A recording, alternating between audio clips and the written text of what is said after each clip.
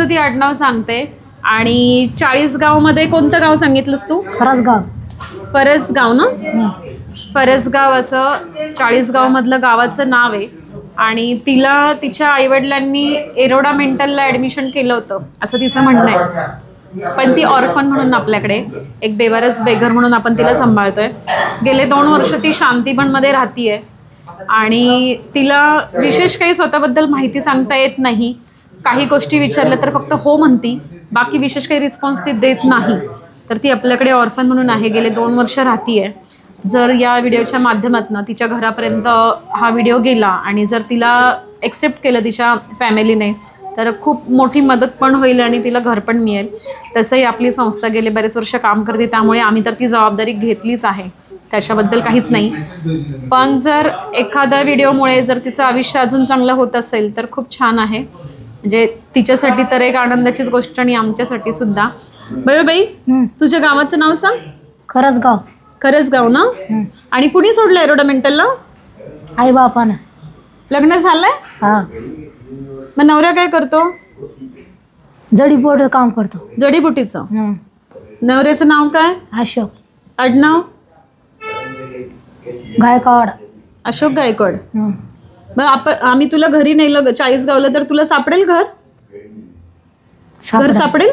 जायचं का मग? शोधूयात ना घर? पोलिसांना घेऊन जायचं. मग घरातले परत भेटायला कधीच नाही आले तुला? नाही आले. एकदा पण नाही आले. जायचंय घरी? आवडेल ना घरी जायला? घरातले का नाही आले इतके? तू घरातल्यांना त्रास दिला का काही? नाही. मग असं टाकलं. असंच टाकलं. तिला खरं तर सुरुवातीला एरोडा मेंटलला ॲडमिट केलं होतं, पण वर्षानुवर्ष खूप सारे फॉलोअप घेतले पण घरातले कुणीच आले नाही, तिला घ्यायलाही आले नाही. आणि खूप वेळा तिला तिच्या घरापर्यंत पोहोचवण्याचा प्रयत्न केला पण घरातल्यांनी एक्सेप्ट केलं नाही. त्यामुळे ती आपल्याकडे एरोडा मेंटलकडनं शांतीबनमध्ये आली आहे. गेले 2 वर्ष आपल्या संस्थेत राहत आहे. तसं तिला स्वतःविषयी थोडीफार माहिती आहे. तिचं नाव सांगते, आडनाव सांगते, पण पूर्णपणे अशी माहिती नाही सांगू शकत आहे. तिला स्वतःचं हायजीन मेंटेन करणं पण नाही येत, तर त्याच्यासाठी पण आपण तिला गाईड करावं लागतं. आंघोळ करून घे, स्वच्छ राहा. तर अशा प्रकारे आम्ही तिची काळजी घेतोय आणि तिचं बयोबाई नाव आहे म्हणून आम्ही बयोबाईच तिला असं म्हणतो. हो ना? का ताई म्हणू? बरोबर. बयोबाई म्हणू? आवडेल ना? तुला इथे राहायला आवडतं का? सगळेजण छान लाड करतात ना? तिकडे बघून बोल की. आवडतं ना राहायला? कोणी त्रास देतं का? नाही. अशी आमची बयोबाई आहे. जर या व्हिडिओच्या माध्यमातून तिला घरापर्यंत कोणी मिळालं, तिची फॅमिली तिला मिळाली तर खूप छान बरं वाटेल. आम्हालाही आनंदच आहे. आणि अशा प्रकारे आमची बयोबाईची हिस्ट्री आहे. तुला मुलं वगैरे? नाही. काहीच नाही. मग लग्नानंतर किती दिवस राहिली तू? राहिले 2-3 महिने. मग लगेच सोडून दिला का? 10 रुपयाचा आणायचा मला. दारू प्यायचा आणि मारायचा म्हणून तूच निघून आली का?